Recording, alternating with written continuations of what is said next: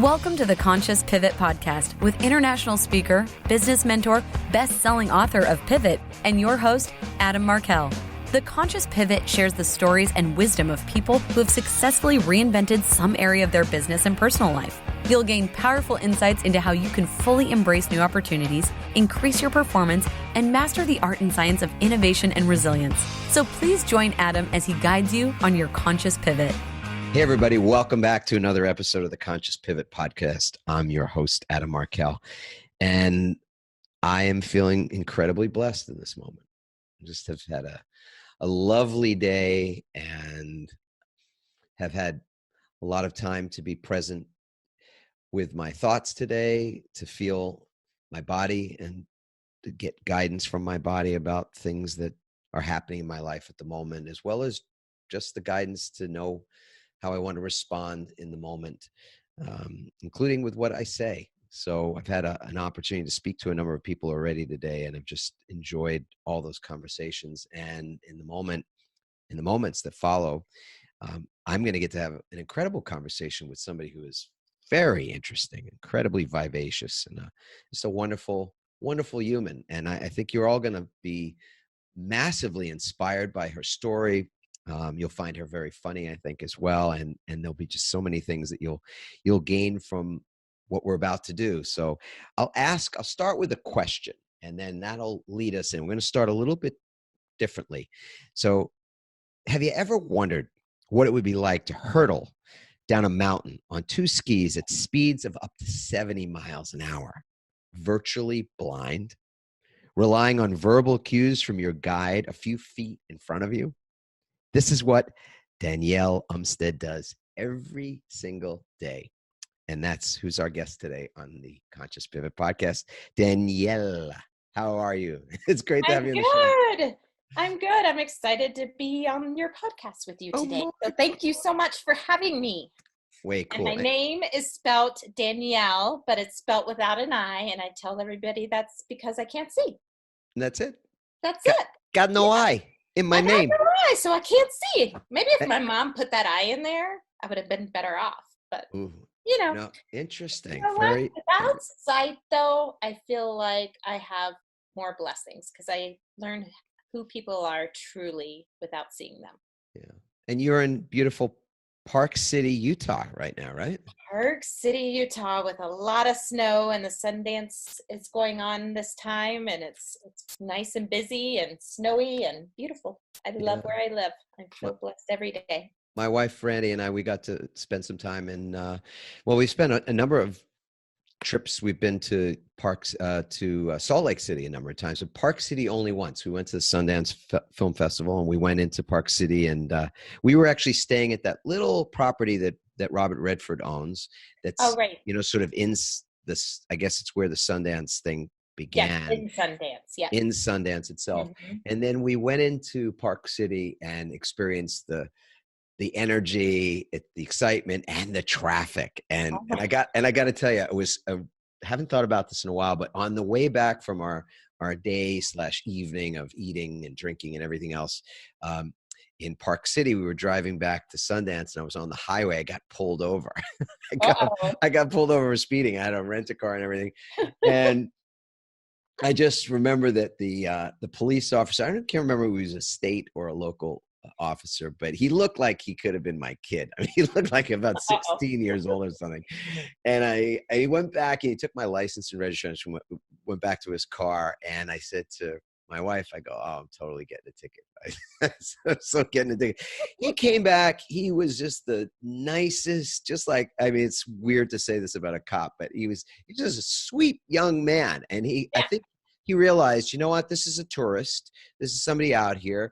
There was weren't doing anything dangerous or whatever. And so he just gave me a warning. He says, I want you to get back to your hotel, safely and enjoy yourself while you're here. And I thought, my goodness, that was really, really cool. So it left a really good taste in my mouth, even that I was breaking the rules, but I got away. Yeah, breaking the rules, and you got away with it. So that's what Park City's all about. Is that what it's all about? Is that the culture? No, not at all. Break the rules in Park City, but you'll be okay. Exactly. No, but people are really kind here. The Yeah. locals are really amazing and very welcoming to tourists because, the tourists help our city and we love it. So I'm going to use that, oddly enough, as a way to leg into the conversation about what you've been doing with your life and the pivots, these epic moments in your young life, because you look like a very young person to me. Oh, thank you. You're welcome. You're welcome. So you've been breaking the rules, and by that I mean you've not sort of settled for status quo, and you haven't certainly settled for whatever the norm is. You haven't followed the conventional rules about what a person who is legally blind will do, can do, is able to do. Any of that horse crap just has not Right. affected you, it's seemingly, by what you've accomplished. So why don't we do this? Let's go back to the origin story. You're 13 years old. You get a pretty ridiculous diagnosis of something. Your parents are there to Yep. hear this. So take us from that moment, and then we'll go forward and sort of stair step our way up to the present moment. Okay, let's tag team this one. Okay. I love it. We're better together. That's my favorite quote. We're better together. So at the age of 13, I woke up with this really bad headache.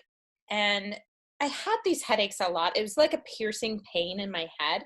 And usually when I put my eyeglasses on, the headache goes away. When I was 2 years old, I started wearing eyeglasses, those really thick ones. My parents called them Coke bottle glasses because they were really, really thick. And I could actually burn leaves with the sun, like kind of do an like a angle. magnifying glass. Yes, with my glasses. That's how thick they were. So I've been wearing them since I was 2. And so usually when I had these headaches, I would put my glasses on and the headaches would subside, because they were straining so much. And this day, the headache just was so severe. They would subside a little bit when my eyes were closed and when my glasses were on, but they were not fully going away. And my mom knew there was something wrong. And so she took me to the eye doctor that I had been seeing since I was 2 years old. And it was there. They took a bunch of tests on me and they pulled out this chart and he told me to close. This is the test I remember the most. He told me to close my left eye and cover it over my eyeglasses and look at this chart in front of me. And it was then I knew something was really wrong because the whole center of the graph, it was like completely gone. It was black. I had lost the central part of my vision. So at 13 years old, obviously I thought something was really wrong.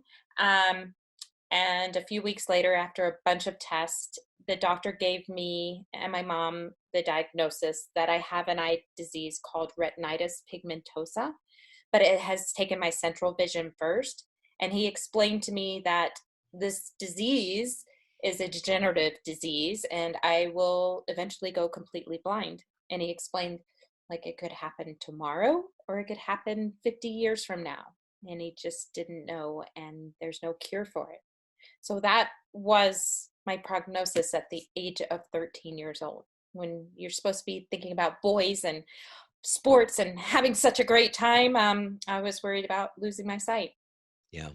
So what happens after that? I mean, what do you do with that? First of all, it's a shock, obviously. Yeah. And Yeah. is it Go ahead. No, I was just going to say, I don't know that any of us who've not experienced that could ever have an understanding of it. So you're leading us into that world and So I was 13 years old, and in the beginning, I remember when the doctor told me, we went back to the doctor's office a couple of weeks later after all the tests, and he told us the diagnosis. And I remember my mom squeezing my hand and said, we got this. We're going to do this together. I'll always be by your side. So I kind of believed that. And then I spent the next probably 5-6 years trying to find ways to beat it. Like maybe the doctors are wrong. Maybe I have something else, going and getting tested for so many research things and hoping that I was misdiagnosed. I mean, I'm doing that at a young age. And then also at some point I went into denial, and I'm like, okay, well, I don't have vision in my right eye, but the rest is not going to go. I'll be fine. I'm never going to go blind. I can do so much with just this sight in my left eye. I don't need that right eye. I'll be okay.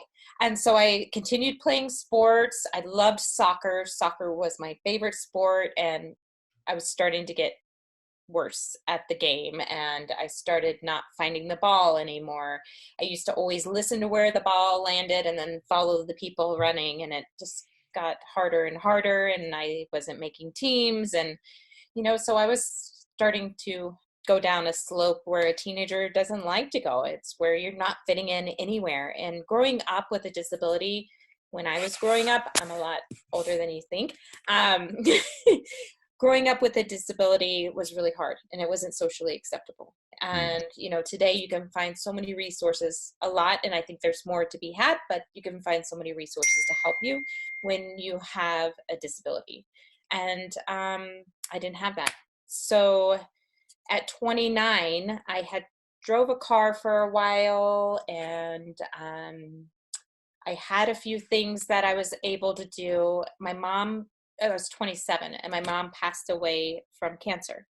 My soul, my everything, the person that was going to be by my side through everything. And she passed away, and that put me down a spiral of wanting to give up on life. And I've been there. I know what it's like. I know what it's like when you think you don't fit in, or, life just doesn't give you the right things, and there's no possibilities for me, and everything seems just completely impossible. Yeah. So that's not the end of the story. Thank goodness. That is So that's not the end of the story. This is the first chapter. We'll take a break to hear from our sponsors, and we'll come back and see how she turned her life around. I love it. So Danielle, what's going on at that point? I mean, it's clearly a low. I mean, to lose somebody that you're so close to, that supported you so much, sounded like your mom was one of those people that I love what you said earlier, that she said, we'll figure it out. Because I know that well from my own experience with my wife, that we've had our ups and downs in various areas of life. And at any of those points in time, I think we find out so much about ourselves, and we also find out everything we need to know about the people that are in our lives, because they either come up with those kind of statements, right? That they say, hey, listen, we got this, right? Even if you don't know what that looks like, because nobody does, right? But you just energetically, you just know they got your back. Right. And your mom had your back. So now she had my back, and she's not there. Yeah. And she's not there. And I lost all usable vision in both eyes after she passed away. And I just was completely devastated, lost, and alone. And so, dun, dun, dun. Enter Rob. Now, nope, not Rob. Not Rob. Oh, gosh. No, there was this far distant father of mine who, my parents were divorced at the age of 5, and my father moved away a few years back, and he called me out of the blue because he had learned how to ski a couple of years back, and he wanted me to go skiing with him. And he called me up. I was feeling sorry for myself. My father and I have not always had the perfect relationship. He's an Italian. He just kind of was a strong Italian man, and sometimes it wasn't easy to get along with, but I love my dad and always will. And he called me up and wanted to take me skiing, and just desperation led me to the inspiration to say yes. But that's a crazy request to do. And I find myself 2 months later on the mountains skiing, and found a new way of life, found a sense of freedom and joy that I hadn't felt since I lost my vision. It was crazy.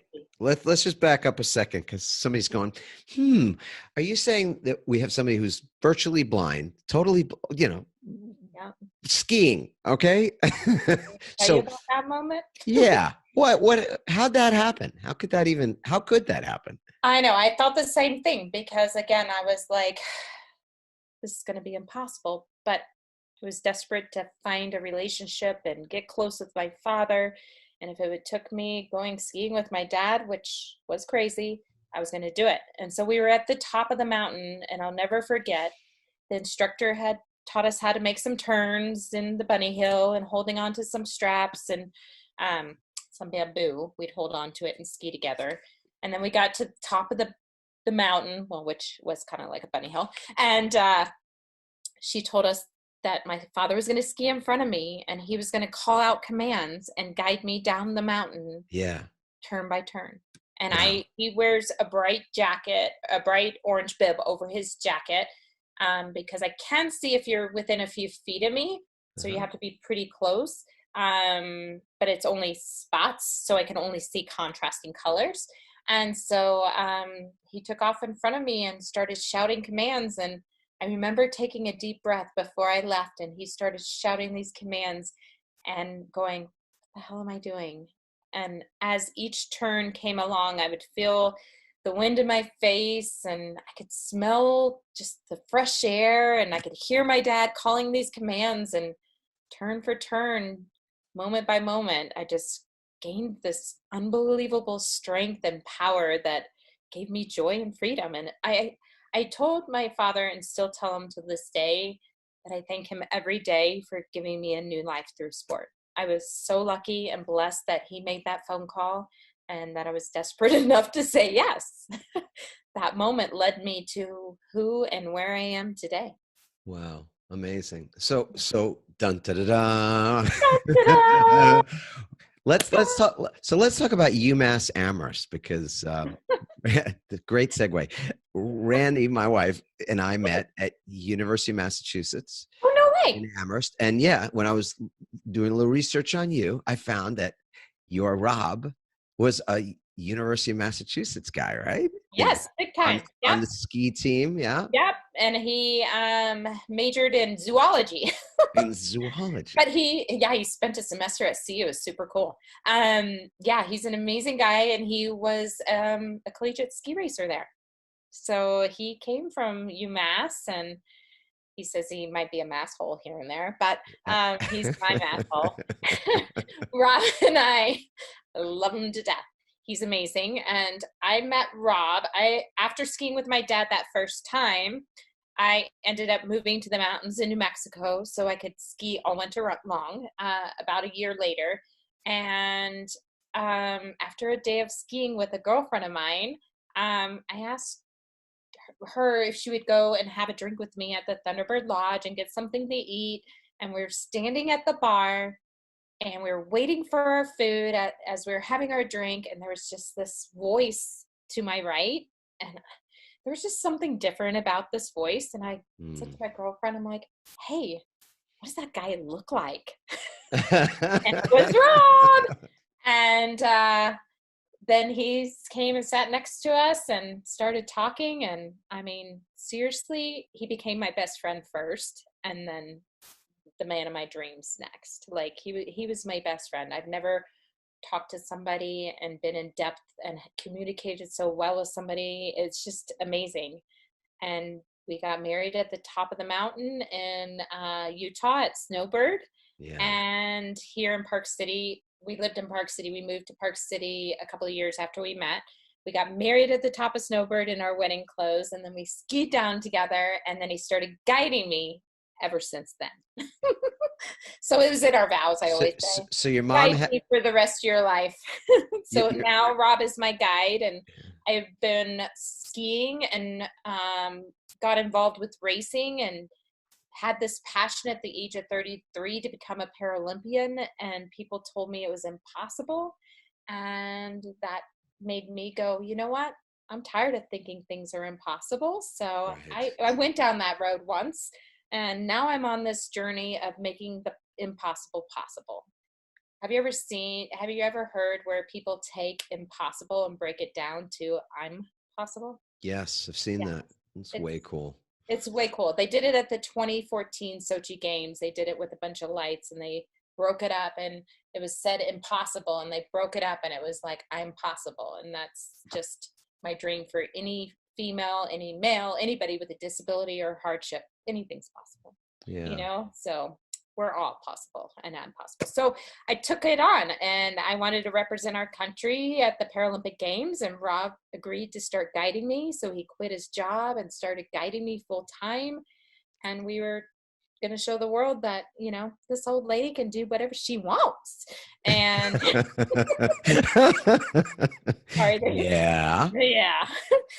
You know, because they were saying, like, it's the Paralympics, you know, I just learned how to ski at the age of 29. I wanted to become a Paralympian at the age of 33.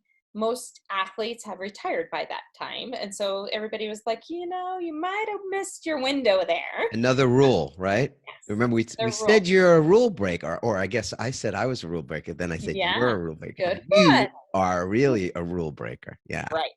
So then we ended up moving up the ranks. There were some hardships. There was a lot of ups and downs, because you really have to gain that trust and that communication in sport and in life. And that just doesn't happen overnight. Just because I marry a guy doesn't mean I trust him going up to 70 miles an hour down the slopes together, ski racing. So, you know, that took time, and we still work on it 10 years later. You know, we've been a team on and off the hill for over 13 years now.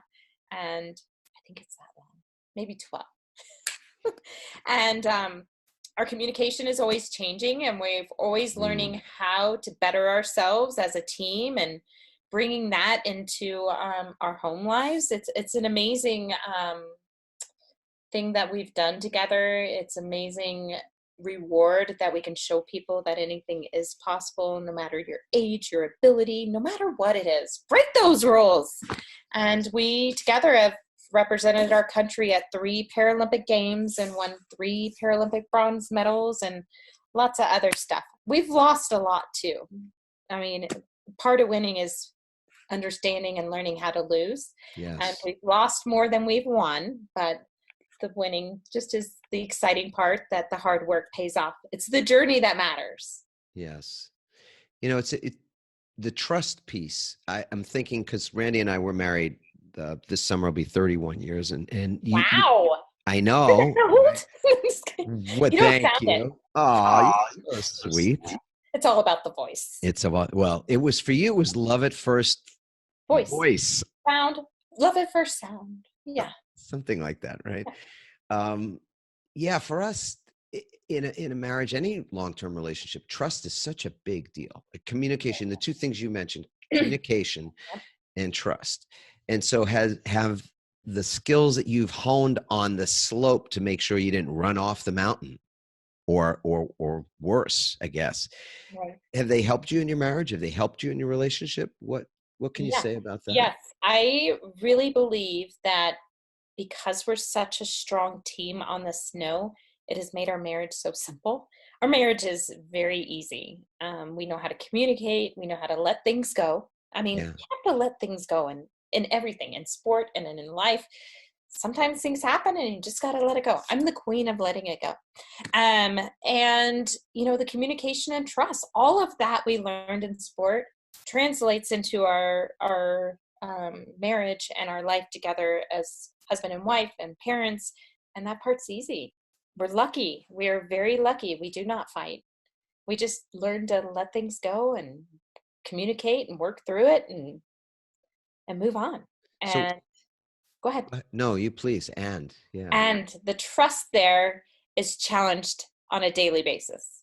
It's not because he's doing anything wrong. It's sometimes I don't trust myself, or sometimes I think that maybe, I mean, we all do this. Well, maybe he's not right. And maybe I feel like it should be something different, but we learn to communicate and make that trust even stronger. So you have to question that trust on a daily basis to make that trust even stronger.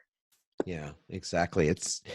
It doesn't have to, it's not neat. I mean, that one thing you can say, whether it's easy or it's not, none of this stuff is sort of neat and tidy or orderly. It's sort of a lot of, to use the term that is associated with my own reinvention, was pivot.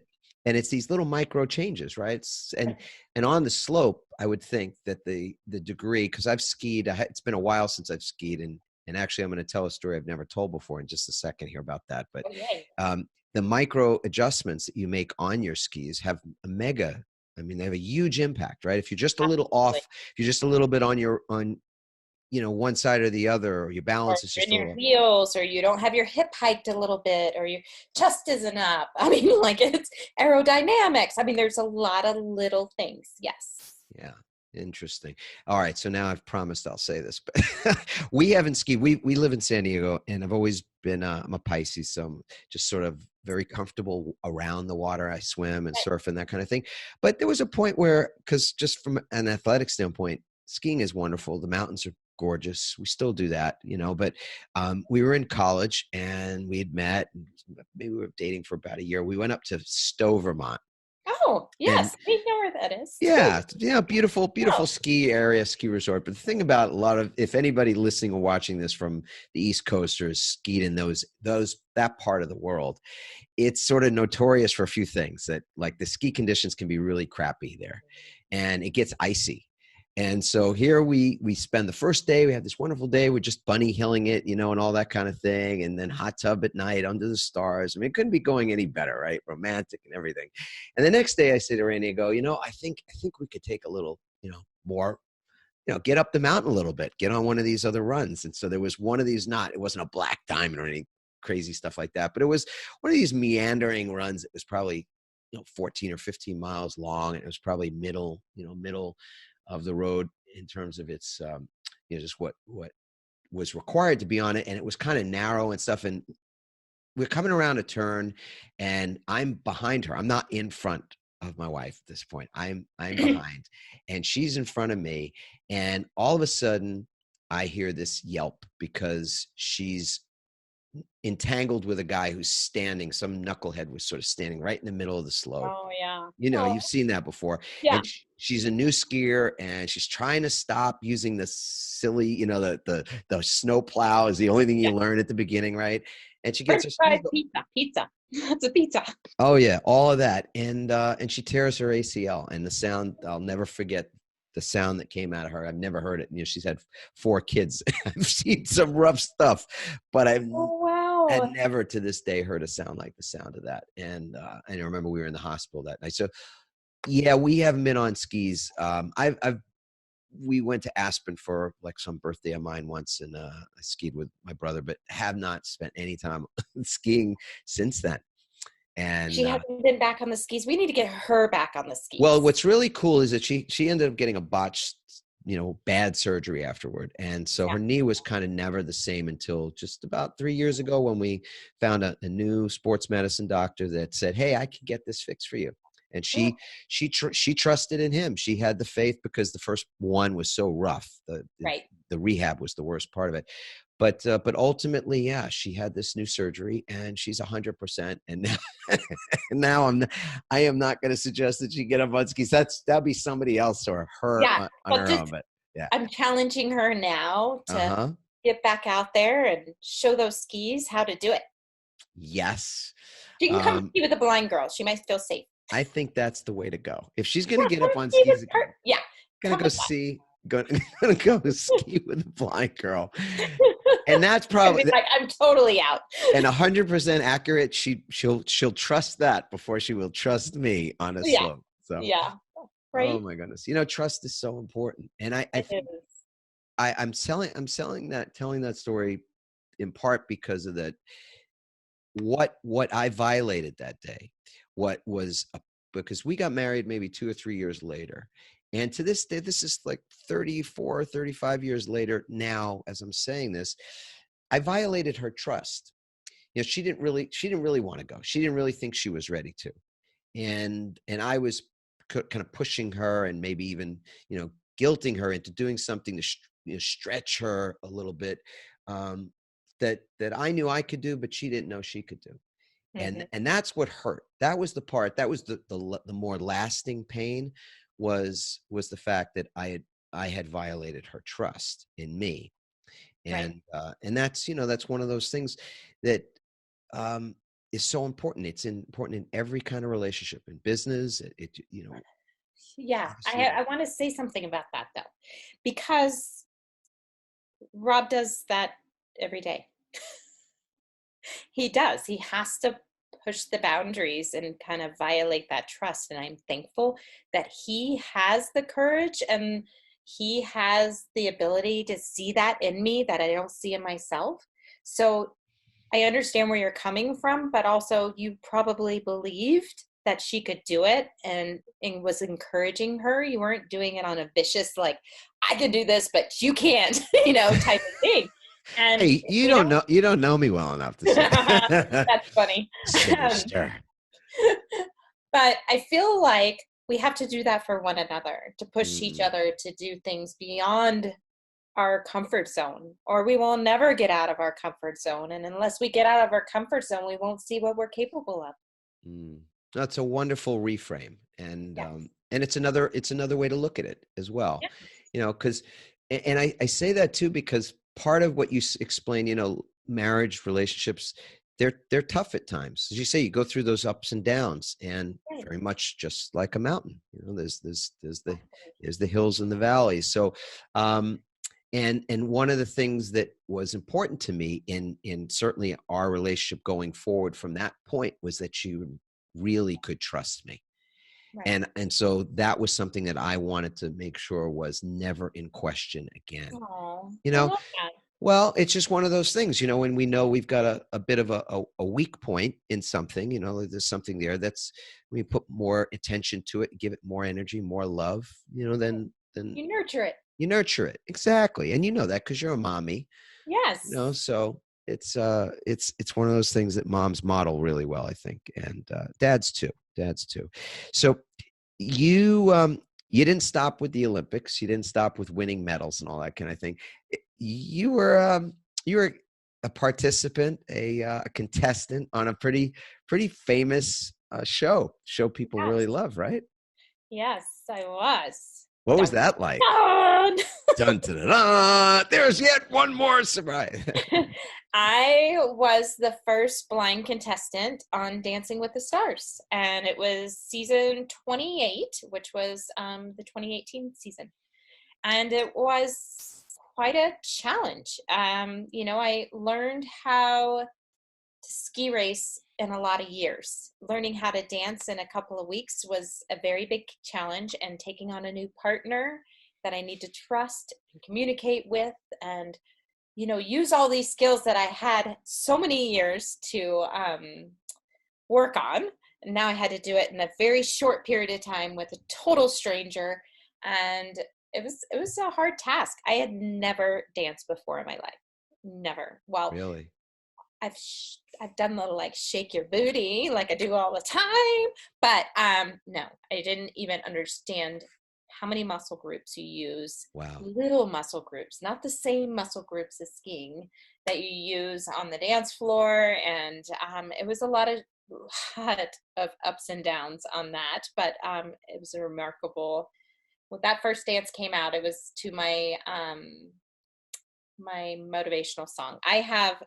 Sound creates me creates me a picture, and music is like my meditation. And I love music that has meaning. And one of my favorite songs is Rise Up by Andra Day. Have you heard it? I have heard it, yeah. Every word just feeds my soul. And she even says mountains. And I'm like, this is my song. It's my jam.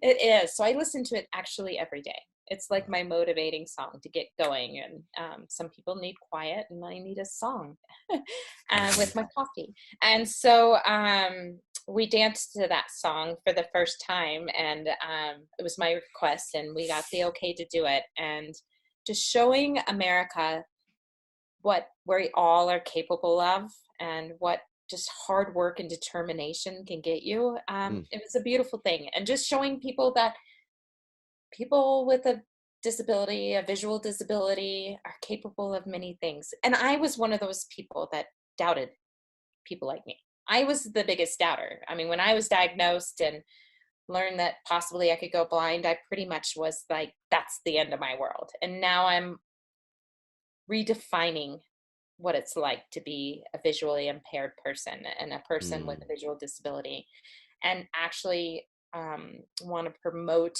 so much that we all are capable of doing anything we set our minds to. Yeah. What was Anything else you want to share about that experience of being on that show that you learned from? And I learned a lot. I learned that I had to, with my husband in partnership, we could always talk it out and work it out. yeah, And this is where this is not my partner in life, and this is not my partner forever, or we're not, we only have a short time to be partners. I had to learn to let things go a lot quicker.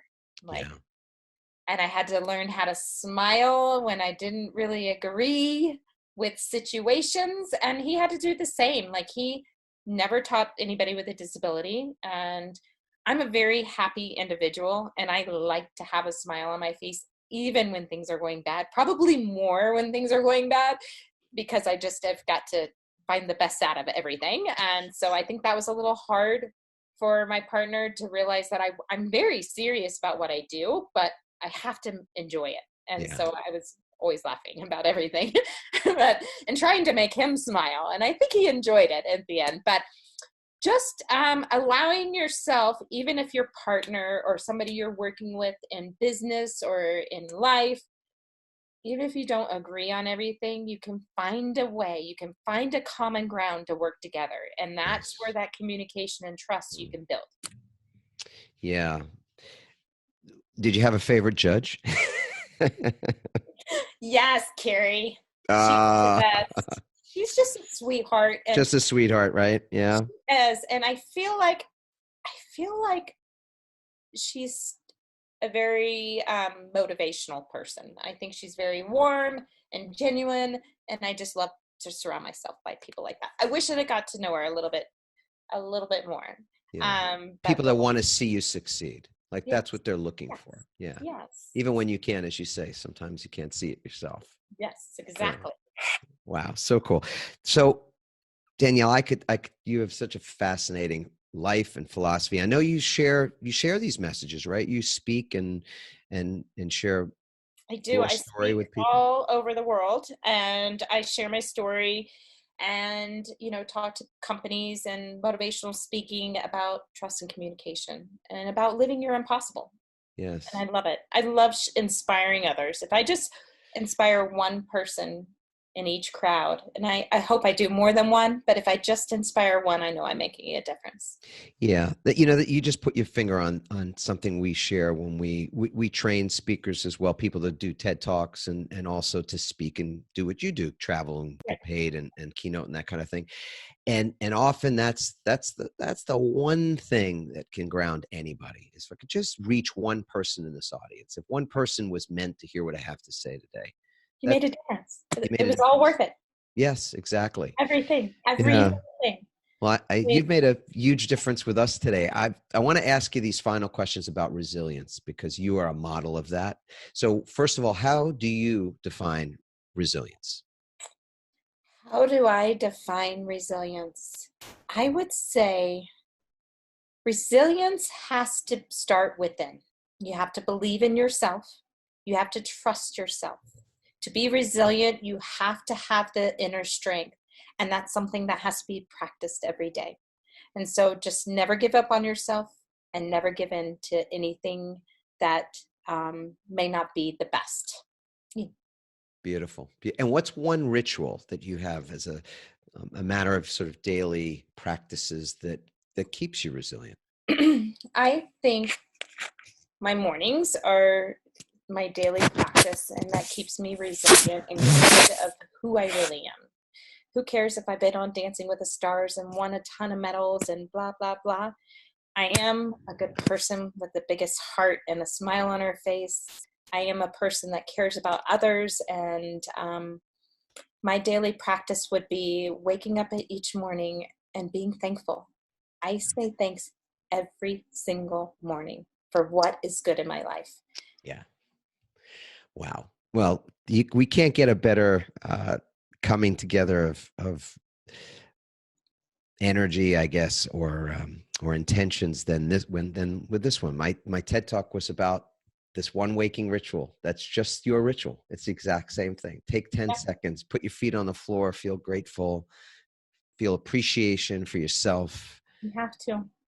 It's not easy. I was so surprised as well that with a TED Talk in particular, because so many people get to see it, just a very diverse group of folks, hundreds of thousands, millions of people will see it and comment often on what it felt like for them. And so it was a lot of support, of course, for this message of put your feet on the floor, take 10 seconds. And no matter what's happening in your life, the good, the bad, the ugly, that you could still be grateful in that moment, that you could say these 4 simple words out loud. I love my life.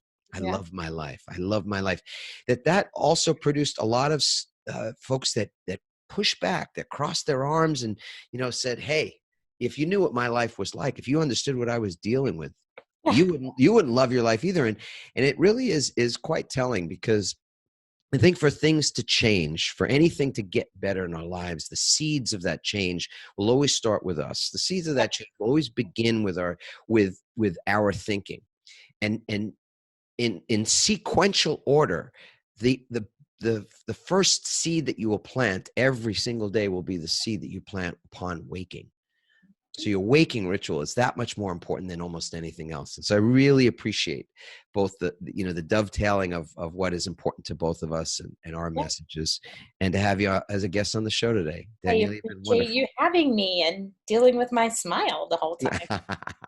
Well, if you could see, then you would see I've been smiling this whole time myself. Hey, I love it. Thanks for letting me know that.